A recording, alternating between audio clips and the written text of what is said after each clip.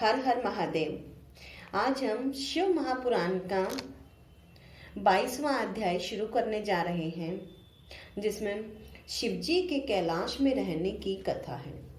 तो चलिए कथा शुरू करते हैं। ब्रह्मा जी बोले, हे नारद, सबसे पहले विष्णु जी ने दोनों हाथ जोड़कर स्तुति करते हुए कहा, हे ईश्वर, आपकी स्तुति वेद भी नहीं कर सकते। मैंने भी आपकी स्तुति की है, पर आपका आदि अंत नहीं जान पाया। फिर भी इसी प्रकार देवता, उपदेवता, गण आदि सबने अपनी अपनी बुद्धि के अनुसार अत्यंत विस्तार पूर्वक स्तुति की है। सबने खड़े होकर एक स्वर से प्रसन्नता प्रकट की। तब शिव जी सबके प्रीत देखकर अत्यंत प्रसन्न हुए।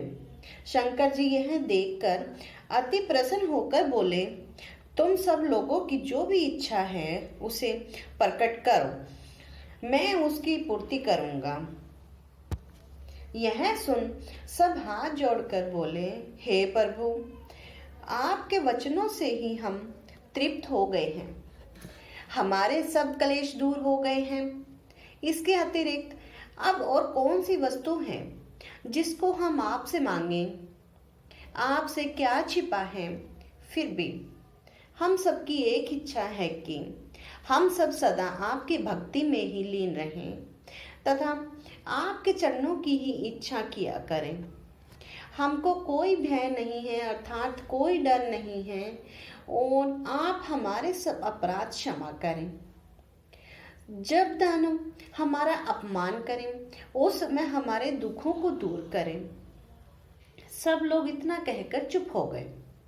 तब शिव जी सबको अभय दान देकर स्वयं सगुण रूप से वहीं स्थित हुए। फिर सबको समझाकर वहां से विदा कर दिया। केवल मुझको तथा विष्णु को पास बुलाकर उन्होंने यह कहा कि तुम दोनों ही हमारे शरीर हो तथा संसार की उत्पत्ति कर तुम्हें पालन करते हो। जब तुमको कोई दुख होगा तब हम तुम्हारी रक्षा करेंगे। अब तुम दोनों अपने लोक को सुपूर्वक चले जाओ। यह सुनकर हम दोनों उनसे भक्ति मांग और विदा होकर वहां से चले आए। फिर शिव जी ने निधिपति का हाथ पकड़कर कहा, हे मित्र, तुम्हारी प्रीति जानकर हमने तुम्हारे निकट ही वास किया है। हमारी तुम्हारी मित्रता तीनों लोकों में ही प्रसिद्ध हो गई है। तुम्हारा कैसा सौभाग्य है कि तुम हमको अति प्रिय हो। तुम प्रसन्न रहो। अब तुम भी अपने लोक को जाओ। निधिपति कुबेर शिव जी ने ऐसी कृपा देखकर प्रेम मगन हो गए और उन्होंने यह निवेदन किया, हे प्रभु, मेरा मनोरथ पूर्ण हुआ। अपने घर तक पहुंचे। इसके पश्चात शिव जी उसी कैलाश पर्वत पर आनंद पूर्वक वास करने लगे। वे कभी कभी इस लोक में आकर बर्मन करते तथा कभी कभी अपने भक्तों के लिए कुछ लीलाएं रचा करते। फिर उमा ने अवतार लिया और वे दक्ष के घर में उत्पन्न हुए। दक्ष ने उमा का विवाह शिव जी के साथ कर दिया। शिव जी उमा के साथ भक्तों के हित के लिए लीलाएं करने लगे। ब्रह्मा जी बोले, हे नारद, मैंने तुम्हें शिव अवतार तथा शिव जी कैलाश जाने का तो वर्णन सुनाया है।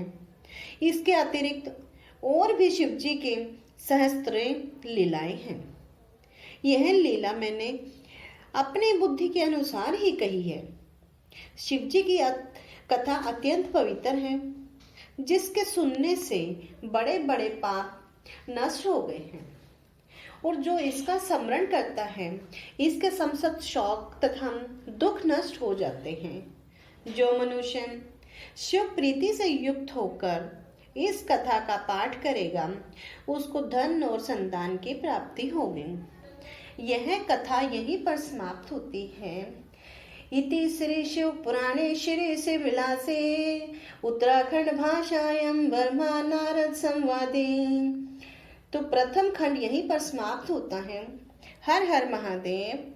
ओम नमः शिवाय। ओम नमः शिवाय।